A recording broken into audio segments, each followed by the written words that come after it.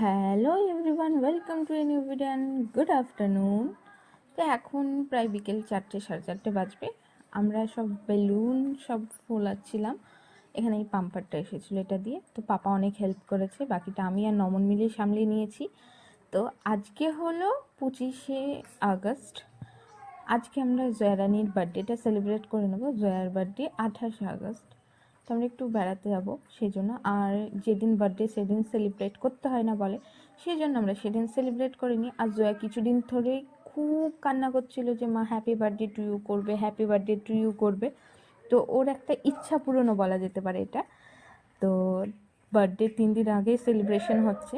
আজকের দিনটায় মায়ের প্রচণ্ড শরীর খারাপ, তোমরা দেখতেই পাচ্ছ যে মা পাশে চুপ করে বসে আছে, ওষুধ খাচ্ছে, এরকমই। আমরা সবাই মিলে একটা রুমে ছিলাম। তো জয়ার এতটা এক্সাইটমেন্ট দেখে ভাবলাম যে ঠিক আছে, আজকেই বার্থডে সেলিব্রেশনটা করা যাক, তাহলে মায়েরও একটু মুডটা ভালো হবে। তো সবাইকে বললাম যে একটু হেল্প করো, সবাই মিলে হেল্প করলে বেশ ভালো লাগবে। এখানে আমি কয়েকটা বেলুন ফুলিয়েছি, ওইদিকে ভাই ফুলিয়ে দিয়েছে, আর জয়া তো আনন্দে মেতেছিল। তো সবচেয়ে হাস্যকর ব্যাপার হলো এই যে ক্যাপটাকে আমি নিয়ে এলাম যে ওকে বার্থডে কেক যখন কাটবো তখন ওকে পরাবো, কিন্তু আমি ক্যাপটাকে পরাতেই ভুলে গেছি, একদম মাথা থেকে বেরিয়ে গেছে। আর এই যে পুরো সেটটা দেখছো, এটা আমি হয়তো মিশো বা ফ্লিপকার্ট থেকে অর্ডার করেছিলাম, ওই 23-24 টাকা হবে।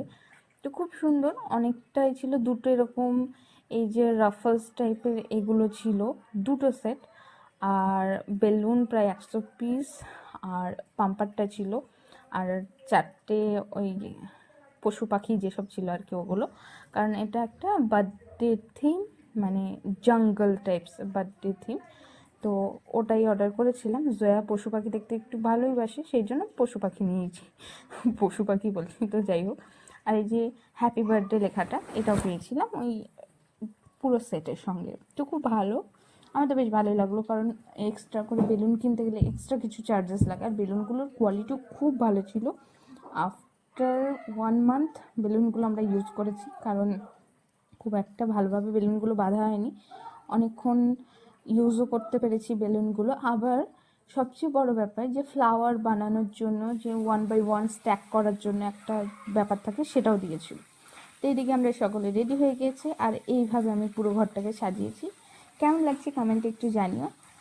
তো জয়া তো খুব খুশি। ওই যে বেলুনগুলো যেরকম হয় স্ট্যাক হয়ে আছে, মানে স্ট্যাকেবল, তো ওটার একটা কি বলা যায় ওটা আমি জানি না, প্লাস গ্লু ডটস পেয়েছিলাম, তো ওখানে বসিয়ে দিয়েছি। আর আমার স্টাডি টেবিলটা জয়ার কেক কাটিং টেবিল হিসেবে ইউজ করা হচ্ছে। এখানে কোনো ক্লথ দিলাম না, আর মানে এটা এক্সট্রাই হয়ে যাবে, কারণ আর খুঁজেও পাচ্ছিলাম না, আমার ব্রেনও কাজ করছিল।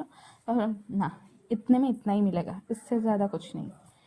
তো জয়রানি আগেই বসে আছে, তো ওর এক্সপ্রেশন, ওর মানে ব্যবহার দেখলে, বডি ল্যাঙ্গুয়েজ দেখলেই তোমরা মনে করবে হয়তো কতবারই না কেক কেটেছে, কিন্তু এটাও ফার্স্ট টাইম। আর ও এতটা পরিমাণে এক্সাইটেড ছিল। তো এখানেও মাকে ডাকছে বারবার, দিদি বসো তুমি এখানে।